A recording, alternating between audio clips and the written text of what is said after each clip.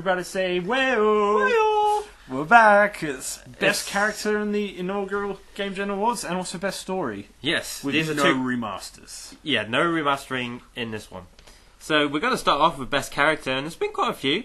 I'd say. It's a good solid. Been a decent year. So to start off with, we're going to go with Infamous First Light. Yes, with Abigail Fetch Walker is her full name, and she's just a cool dude, and she's got not dude, she's a chick. She's pretty much like a tomboy, but yeah, she's got cool neon powers. She's like a neon sniper, and she's just really cool character, much more interesting than Delson in Infamous Second Son, and I mean you get to play her as in Infamous First Light. Yeah, just solid. Cool add-on. Yeah, that's what you want. Yeah. So after that, we got Far Cry 4. Yes, with Pagan Min. Pagan Min, like, you don't see much of him, to be fair. No. You see a few cutscenes, and actually not gonna, I was going to spoil it then, but I'm not going to spoil it. But, yeah, very cool character, very interesting, very dark, even though he's not really that dark. Like, he's... he seems quite cheerful, but some of the stuff he does, like, I don't know, opening cutscene, he stabs somebody in the back with a fork, and what else does he do? I can't remember. He tortures people. Oh, he tortures people. Yeah, that's how did I forget that? It's Far Cry 4. But like Far Cry, it kind of keeps the tradition of Far Cry having a pretty decent bad guy. Like in Far Cry 3, it was whatever his name was. Oh man, that's pushing my memory back too far. Yeah, I know, but it was pretty cool. So yeah, Pagan Min, good character, and yeah, exactly what the game needed. Yeah. So next up, I know we said no remasters for the story, but I mean you got to go Trevor with Grand Theft Auto 5. I mean he's a nutcase. He is a bit of a nutcase. He's a sociopath. I mean, some of the, like when you switch to him, like the situations you find him in is just from memory, really, I can picture really him puking in a fountain and him jerking and masturbating and then smearing the. I saw that. Yeah. Oh, wasn't there one where he was on a train track and then ended up getting run over? I got fucking run over by a train. But yeah, I think one of my favourite ones is when he's on a beach and there's just like 6 bodies around him, and he just wakes up and he's like, "Oh, I don't know what happened." Well, yeah, great character. Like, there's quite a few in that game. Like, it's not an awesome game for no reason. They're all good characters, but Trevor's the one that stands out. So that's why we went with him. Yeah, it's good. And yet another remaster. Carrying on the remaster tradition is Ellie in The Last of Us. Well, look, The Last of Us. Like, if you've played it on PS3 and you're wondering whether if you weren't sure whether to get on PS4, get it on PS4 because it looks fantastic. It's a great game. You have to complete it twice anyway. If you haven't completed it twice on PS3, then you might as well just complete it again on PS4. Yeah. And you get the DLC with it as well. And it's just a fantastic game. Like, I would happily play through it again. And Ellie is just an awesome character. Like, you know. Oh, I mean, both of them. Both of them are fantastically voiced, and even some of the side characters, who I can't really remember their names, but you know they were good.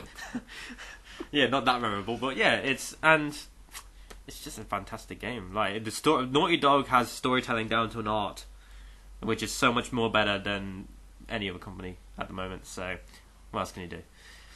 And the winner, we're gonna go with Call of Duty: Advanced Warfare and Jonathan Irons for being the most decent villain in a Call of Duty game to date. I mean, put it honestly. Yeah. I mean, except for what's his name? Well, I suppose would Reznor be kind of a villain? Yeah, I guess so. Yeah. Technically, in Black Ops. Spoiler, by the way. He's not alive. Anyway, there you go. But no, Jonathan Irons, played by Kevin Spacey. I mean, like the story wasn't the greatest. I mean, like they were portraying Kevin. Yeah. Spoilers, of course. They're portraying Kevin Spacey as kind of like a good guy, but I mean, obviously it's Kevin Spacey. Yeah. It's dude. Some of them film roles he's been in, like Seven, when he's the bad guy, he's fucking creepy as fuck. Yeah. Like, and he just brings it to it. Like, they needed to bring somebody in like him, and it just worked. Kudos, because I mean, like, there's Shepard, who was a terrible villain. Yep. There's the dude from Ghosts, who I have no idea what the motivation was. But he was... He was a bad guy who you kind of believed that he was a good guy, and then when he was a bad guy, you're like, yeah, I believe you're a bad guy. And his motivations for doing everything, I mean, besides the invasion of the United States, just because, but I mean, regardless of that, he was very well portrayed.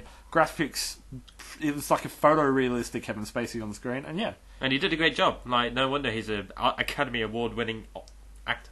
Yeah. So, kudos, Jonathan Irons. To him, kudos. So next up is best story. And now we definitely haven't put any remasters in this No, one. we definitely have not. We've decided no remasters because the story doesn't really change. Nope. Yeah, so we'll start it off. Okay, I think I should start this off because I've actually played this game, and it's the new Sherlock Holmes game, Sherlock Holmes: Crimes and Punishments. Now, it's one of those games where if you don't enjoy it, that type of game where it's point and click, you got to work things out and puzzles and stuff, then you're not going to enjoy it. But if you do, it's a fantastic game, and it's not like Testament of Sherlock Holmes, which came out a few years ago, where it's one big case, it's one big story. It's actually, I believe it's 7 different cases, and they're all really interesting. There's one with like a disappearing train. There's one with a sailor being killed by a freaking harpoon. Yeah, Okay. Yeah, it's pretty cool. And oh man, they're just fun. It's a fun game, and I had a lot of fun playing it. So I think it deserves this place. So it's good. It's good.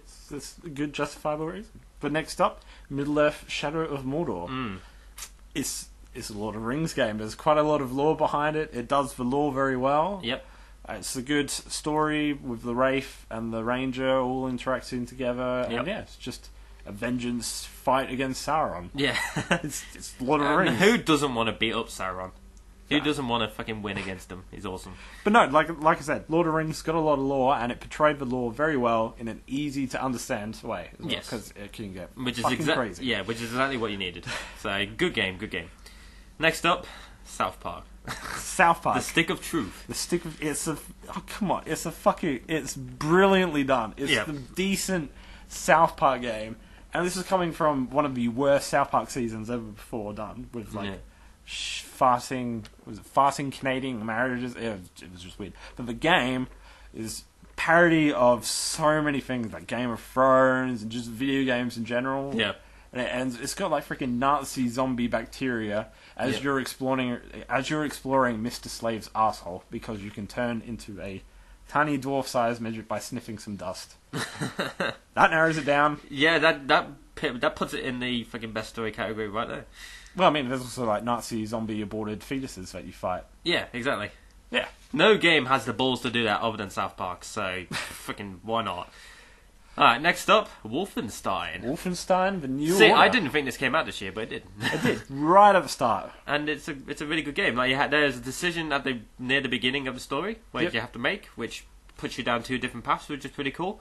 And yeah, it's just a great story. Love, loss, blood, torture, betrayal. Yeah, it's based in World War II, which is a really interesting period. An alternative history. Yeah, alternative history where if Germany won World War II, that's awesome.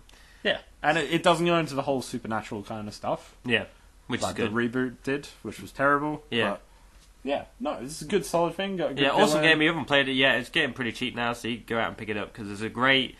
there's no multiplayer, is there? No, there's no multiplayer, but if you like a good story, then go ahead and pick it up. It's great. But the winner... I have to lead this one. To justify this because I'm the only one who owns an Xbox One, people. It's good. And the winner's Sunset Overdrive. Now, this is a new IP that came out this year, and there was a lot of hype around it, and I think it kind of delivered. Delivered in a way that Destiny didn't. You know, it just had a great story. It's funny, they're cool, interesting characters. I'm just going to put out there good gameplay as well. It's super fun. But and you were telling me it was meta, wasn't it? Where like you'd be playing on your phone Sunset Overdrive when all those was it energy drink zombie type things? Yeah, basically the energy drinks company rushes out this new energy drink because everybody's so onto it, and everybody tries it, and it turns everybody into mutated beasts. And you're the garbage guy who's picking up all the cans at an event, and that's why you survive because you're not drinking it. And yeah, and I haven't finished the story. I'm gonna put it at that. I haven't finished it, but I've got to a bit where I'm with these D&D people who are role-playing from 14th century England, and we've had to go to this park to get bark because it's just so stupid, and it's just a great game. It's a great game, it's a funny story, and it's easy to get a hold of, and yeah, I think it's a deserved winner. So there you go, best story, Sunset Overdrive on Xbox One. So join us next time when we do sound and graphics. Sound and graphics, that should be a beauty.